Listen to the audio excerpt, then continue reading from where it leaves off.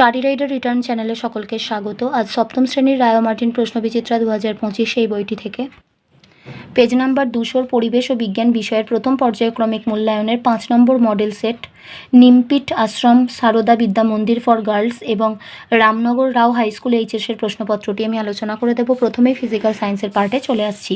একের দাগে সঠিক উত্তরটি নির্বাচন করো। এক, উষ্ণতা যে যন্ত্রের সাহায্যে মাপা হয় তার নাম হলো থার্মোমিটার। পরমাণু ঋণাত্মক তড়িৎযুক্ত কণার নাম হলো ইলেকট্রন। Al2O3-তে অ্যালুমিনিয়ামের যোজ্যতা হচ্ছে 3। তাপ প্রয়োগে কঠিন পদার্থের তরলে পরিণত হওয়ার ঘটনাকে বলা হয় গলন। জিঙ্ক আয়ন ও ফসফেট মূলক দিয়ে গঠিত সংকেতের যৌগ হল Zn3PO4(2). জিঙ্ক আয়ন ও ফসফেট মূলক দিয়ে 6টা এসো। ক্যালোরি যে ভৌতরাশির একক সেটি হলো তাপ। NaCl প্লাস AgNO3 থেকে AgCl প্লাস NaNO3 বিক্রিয়াটি হলো বিনিময় বিক্রিয়া। 2-এর দাগে শূন্যস্থান পূরণ করো। 1, বরফ গলনের লিনতাপ 80 ক্যালোরি পার গ্রাম। পরিবর্তনশীল যোজ্যতা দেখা যায় এমন একটি ধাতব মৌল হলো আয়রন Fe। অবস্থান্তরের সময় বস্তুর বোধগম্য তাপের কোনো পরিবর্তন হয় না। এরপর 3-এর দাগে এক কথায় উত্তর দাও। 1, সেলসিয়াস স্কেল ও ফারেনহাইট স্কেলের মধ্যে সম্পর্কটি লেখো। উষ্ণতার সেলসিয়াস স্কেল C ও ফারেনহাইট স্কেল F এর মধ্যে সম্পর্কটি হলো C/5 = F-32/9। NH4+ মূলকটির আধান ও যোজ্যতা কত? NH4+ মূলকের আধান +1 আর যোজ্যতা হচ্ছে 1। লিনতাপের সংজ্ঞা দাও।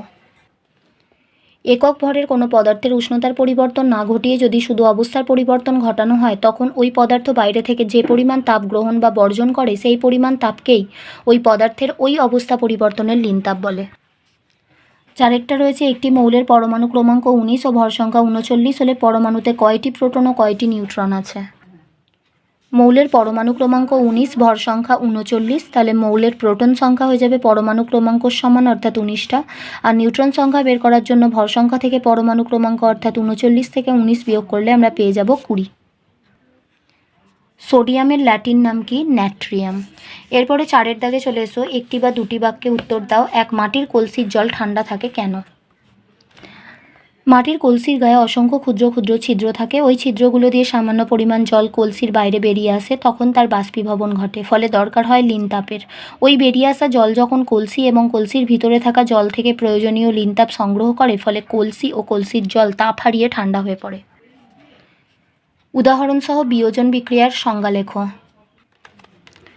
তাপ বা তড়িতের প্রভাবে একটা যৌগ ভেঙে একাধিক পদার্থে পরিণত হলে এরকম বিক্রিয়াকে বিয়োজন বিক্রিয়া বলে। যেমন চুনাপাথরকে উত্তপ্ত করলে পোড়াচুন এবং কার্বন ডাইঅক্সাইড উৎপন্ন হয়। এর বিক্রিয়া হচ্ছে CaCO3। একে যদি আমরা তাপ দিই তাহলে এটা ভেঙে CaO প্লাস CO2 উৎপন্ন হবে। এটি একটি বিয়োজন বিক্রিয়ার উদাহরণ। এরপরে 3-এর দাগে রয়েছে পরমাণুর সবচেয়ে ভারী কণাটির নাম লেখো। নিউট্রন। একটি মৌল X এর যোজ্যতা 2 এবং অপর একটি মৌল Y এর যোজ্যতা 3 হলে যৌগটির সংকেত লেখো। মৌলের নাম বা চিহ্ন আর যোজ্যতা। চিহ্ন হচ্ছে X, যোজ্যতা 2, চিহ্ন Y, যোজ্যতা 3, তাহলে যৌগের সংকেত হয়ে যাবে X3, অর্থাৎ X এর নিচে আসবে 3 আর Y এর নিচে আসবে 2, মানে X3Y2। এটাই হচ্ছে যৌগের সংকেত। 4-এর দাগে রয়েছে সমতা বিধান। এই সমীকরণটা সমতা বিধান করার জন্য আমাদের এখানে নিতে হবে 4 নিলে এখানে হাইড্রোজেন হয়ে যাবে 4টে, নাইট্রোজেন হয়ে যাবে 4টে, আর অক্সিজেন হয়ে যাবে 4 3 12টা, আর এখানে কপার আছে 1টা। ডান দিকে দেখো কপার রয়েছে 1টা, নাইট্রোজেন আছে 2টো, অক্সিজেন আছে 3 2 6টা, নাইট্রোজেন 1টা, অক্সিজেন 2টো, হাইড্রোজেন 2টো, অক্সিজেন 1টা। তাহলে প্রথমে নাইট্রোজেনটা বাঁ দিকে 4টে আছে, তো ডান দিকে নাইট্রোজেন 4 করার জন্য আমাদের এখানে প্রথমেই যেটা নিতে হবে সেটা হচ্ছে 2NO2, কারণ এখানে অলরেডি N দুটো আছে। তাহলে এখানে যদি আমরা 2টো N নিয়ে নিই, অক্সিজেন হয়ে যাচ্ছে 4টে। এবার দেখো বাঁদিকে হাইড্রোজেন আছে 4টে, ডান দিকে হাইড্রোজেন আছে কিন্তু 2টো। তাহলে এখানে যদি আমরা 2 নিয়ে নিই, হাইড্রোজেন 4টে হয়ে যাবে, অক্সিজেন 2টো হয়ে যাবে। তাহলে বাঁদিকে কপার 1টা, ডান দিকে কপার 1টা, বাঁদিকে হাইড্রোজেন 4টে, ডান দিকেও হাইড্রোজেন 4টে, বাঁদিকে নাইট্রোজেন 4টে, ডান দিকেও নাইট্রোজেন 2 আর 2 4টে, বাঁদিকে অক্সিজেন 12টা, ডান দিকে অক্সিজেন 4 আর 2 6 আর 6 12টা। সমতা বিধান কমপ্লিট। পরের প্রশ্নে রয়েছে পরমাণু ও আয়নের একটি পার্থক্য লেখো। পরমাণু নিস্তড়িত হয়, আয়ন তড়িৎগ্রস্ত হয়। কোন তাপমাত্রায় সেন্টিগ্রেড স্কেল যে পাঠ দেয় ফারেনহাইট স্কেল তার দ্বিগুণ পাঠ দেয় তা নির্ণয় করো। আমরা জানি সেলসিয়াস ও ফারেনহাইট স্কেলের মধ্যে সম্পর্ক হচ্ছে C/5 সমান F-32/9।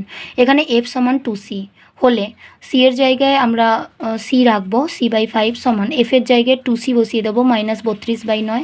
এবার কোনাকুনি গুণ করে দাও। তো 9কে C দিয়ে গুণ করলে 9C সমান 5কে 2C দিয়ে গুণ করলে 5 দুগুণে 10C মাইনাস 5কে 32 দিয়ে গুণ করলে 160। তাহলে সিগুলোকে একদিকে নিয়ে গেলে 10C, এটাকে প্রথমে ঘুরিয়ে নেওয়া হচ্ছে 10C মাইনাস 160 সমান হচ্ছে 9C।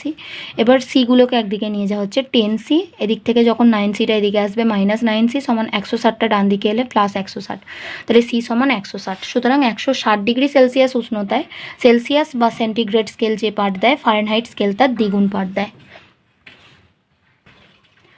একটি বস্তুর উষ্ণতা 56 ডিগ্রি F থেকে 66.8 ডিগ্রি F হলো, এই তাপমাত্রা বৃদ্ধির মান সেলসিয়াস স্কেল থার্মোমিটারে কত হবে? ফারেনহাইট স্কেলের উষ্ণতা বৃদ্ধির সমান হচ্ছে 66.8 মাইনাস 56 ডিগ্রি F সমান 10.8 ডিগ্রি F। সেলসিয়াস স্কেলে উষ্ণতা বৃদ্ধি হবে 5/9 গুণিতক ফারেনহাইট স্কেলে উষ্ণতা বৃদ্ধি সমান 5/9 গুণিতক 10.8 ডিগ্রি C। এবার 9 দিয়ে 10.8কে কাটাকাটি করলে এটা বেরোবে 1.2, তাহলে 1.2কে 5 দিয়ে গুণ করলে বেরোবে 6.0। ডান দিকে শূন্যর কোনো দাম নেই তাই কেটে গেছে ডিগ্রি C। অতএব সেলসিয়াস স্কেলে উষ্ণতা বৃদ্ধি পাবে 6 ডিগ্রি সেলসিয়াস। এরপর লাইফ সায়েন্সের পার্টে চলে আসছি। একের দাগে সঠিক উত্তরটি নির্বাচন করে লেখো। এক কার্বোহাইড্রেট জাতীয় খাদ্যের সরলতম অণু হলো গ্লুকোজ। প্লাজমা এবং পেশিতে উপস্থিত প্রোটিন হলো যথাক্রমে ফাইব্রিনোজেন এবং অ্যাক্টিন। গলগণ্ড রোগ হয় আয়োডিনের অভাবে। শিশুদের প্রোটিন ও শক্তির অভাবে যে রোগ হয় তা হলো ম্যারাসমাস। দুয়ের দাগে নির্দেশ অনুযায়ী উত্তর দাও, এক শূন্যস্থান পূরণ করো। রক্ততঞ্চনে সাহায্য করে যে ভিটামিন সেটি হলো ভিটামিন K। লিপিডের একটি উদ্ভিজ্জ উৎসের নাম হলো বাদাম। মস্তিষ্কে উপস্থিত তরলের নাম হলো সেরিব্রোস্পাইনাল তরল। বাড়িতে কিভাবে খুব দ্রুত জলকে জীবাণুমুক্ত করা যায়? খুব তাড়াতাড়ি জলকে জীবাণুমুক্ত করতে হলে হ্যালোজেন ট্যাবলেট দিয়ে জল শোধন করা হয়। কোন ভিটামিনের অভাবে স্নায়ু দুর্বলতা সৃষ্টি হয়? B complex. তিনের দাগে ক স্তম্ভের সঙ্গে খ স্তম্ভ মিলিয়ে লেখো। অ্যানিমিয়া, এটা হবে লোহা Fe। কোয়াসিয়ারকার, এটা হবে 1 থেকে 4 বছর। খাদ্যতন্তু পেকটিন। আইসক্রিম কারাজিনান। 4এর দাগে রয়েছে নিচের প্রশ্নগুলির উত্তর দাও। 1 ডায়াবেটিস কেন হয় তা বুঝিয়ে লেখো। সুস্থ স্বাভাবিক মানুষের দেহকোষ গ্লুকোজ থেকে শক্তি তৈরি করে, সেই শক্তি দিয়ে দেহের নানা কাজ হয়। কিন্তু রক্ত থেকে গ্লুকোজ যদি কোষে প্রবেশই না করতে পারে তখন ওই গ্লুকোজ রক্তে জমে আর রক্তে গ্লুকোজ বেড়ে যায়। গ্লুকোজ তখন রক্তের মাধ্যমে ঘুরতে থাকে যতক্ষণ না তা মূত্রের মাধ্যমে দেহ থেকে বের হয়ে যায়। কোষে গ্লুকোজ ঢুকতে না পারার জন্য দেহের নানা অঙ্গে যেমন হৃৎপিণ্ড, বৃক্ক, চোখ, পা ইত্যাদিতে সমস্যার সৃষ্টি হয়। এই অবস্থাকে বলা হয় মধুমেহ বা ডায়াবেটিস। একটি সংশ্লেষিত খাদ্যের উদাহরণ দাও। চাউমিন। 50 কেজি ওজন বিশিষ্ট একটি মেয়ের উচ্চতা 1.50 মিটার হলে তার BMI কত হবে?